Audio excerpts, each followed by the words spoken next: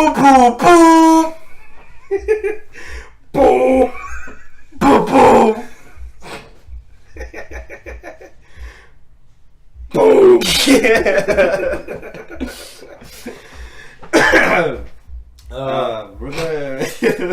We're gonna be the next sound effect dudes for an action movie. You know what we should do? We should take a movie like Die Hard or something. Okay. We should just like take out the sound effects and add our own sound effects. That would be smart. And then sell it in theaters, and then people will watch it, and then they'll be like, "Dang, this is actually pretty fire." And then when they port it over to Blu-ray, then it'll be our dub. Yeah. And then they would have to pay us royalties. See, there's the Japanese dub, there's the American dub, and then there's the dudes dub. The dudes. I have a better idea. Mm-hmm. Hi, I'm the Sodaholic. Yeah. It's your boy Scuba. We have to introduce ourselves. I have an idea. What's your idea? Oh, right. My idea is that we should, the Foley artists in movies. Yeah. Do you know what? Okay, so for those who don't know, Foley artists are the people who make sound effects for movies. So like if someone's running with gear, of course they're not going to pick up that audio. Yeah. When they're shooting that scene. So after that scene is shot, they go to the Foley artist and they record stuff. Like they'll be holding a vest and they'll be moving it so it matches up what we're looking on screen. Yeah. I think we should become Foley artists ourselves and only use our mouths. Yep. So that way we don't get sued by Bruce Willis for for doing Die Hard. Yo, shout out to Die Hard being a Christmas movie. I watched a good chunk of it, and I can see why it's a Christmas movie. I haven't seen any of it, but yeah, I'm fine with it being a Christmas movie. Yo, imagine being in that situation where you're a hostage, right? Because the movie's about a cop trying to save the hostage situation in one building. Right. Right. Imagine being The Rock. Hostage situation. Like just the boulder that's like just chilling there, and it's like, man, this sucks. I can't move. I want to escape, but like. Shout outs to the chairs and the desks. The unsung heroes of Die Hard. Like they're getting shot and beat up but they're the ones who take care of the people, I love how in movies anything will cover for bullets. You can hide behind a chair and the chair can get shot and you'll be fine. the chair Remember me, Janet. Remember me. I wonder if the toys in Toy Story die. Dang, what the heck? Cause in the third one when they're almost incinerated, would that be death? Yeah, I think that would be their death because they're incinerated. They can't. Well, cause if you watch the first Toy Story, Sid blows up his toys and he does all these bad stuff. Do toys feel pain? Oh damn! Because sometimes they do. Well, I think about Mr. Potato Head. But that's his main function, I guess. Okay, so in the case for Woody, he would feel pain if they took off his arm. I don't know, because when his arm popped off, he was shocked about it. Yeah. But when Sid melted his forehead, he was like, "Ah!" Yeah. Oh, please. That's interesting. Yeah. Well, what I'm trying to get at is, do toys have a god?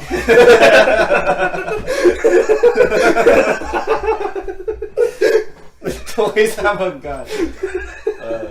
I think those toys. The only time I don't think they'll feel pain, but they know death. Shit. Yeah, which is a scary thought, because they can take the arm off and stuff, and reattach or whatever. Their bodies are replaceable, but once you take away their whole being, again, if you incinerate them to dust, then they're dead, kind of thing. Now, I wonder at what extent does a toy become alive? Well, what do you mean? Well, have you seen the newest Toy Story 4 trailer? No.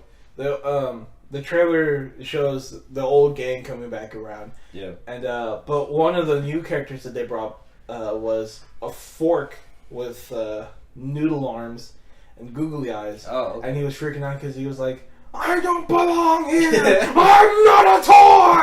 And then he's freaking out because he's alive. Yeah. And then I'm like, what? At what stage did he become alive? I think it's once you put in the eyes. The eyes. I think it's the eyes that becomes a toy. Because, because then there's toys without eyes. Yeah. What the fuck? Bro, that's... Etch and Sketch was alive. I think it's when the object becomes the imagination, or when it becomes personified.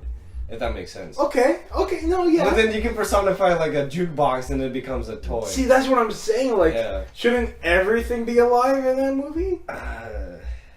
That's an interesting question, my dude. What the freak? I think when a toy becomes a toy, when the kid personifies it, plays with it, and does it have to be a kid?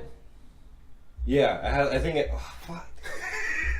Oh, because I play with toys. That's an interesting question. I do play with toys. And also the ones for kids. Oh my god! Oh my... Are those toys alive?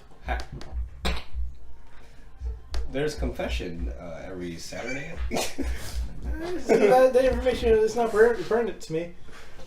Oh my god. No, I believe that toys don't feel pain, but they do know death. And to make a toy alive, I think it needs to be imagined from someone to be alive. But it has to be like reasonable. It has to be from purity. Yeah. It has to be from purity. Yeah, because you can't. I feel like obviously you can make. Help me! Help me! Shut up. Oh god. You're my toy. Oh my god.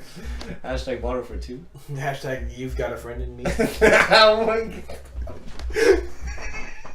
Yeah. Oh man. No, I don't know, man. That's.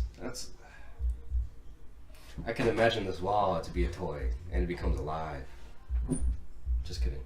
I think we should like send it to government. Dude, Elmo would be alive.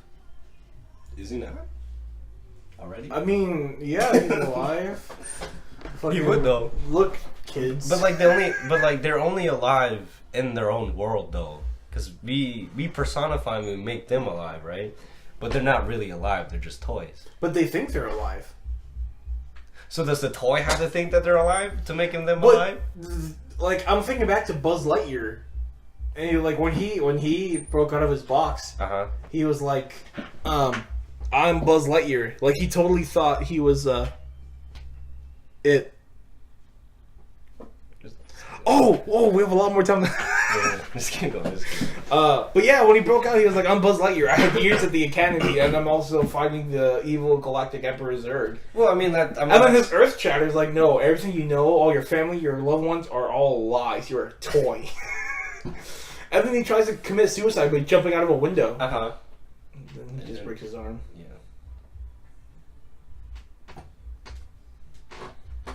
This is sponsored by dancing. Destiny's Child. I don't know, man. I think we should look at theories.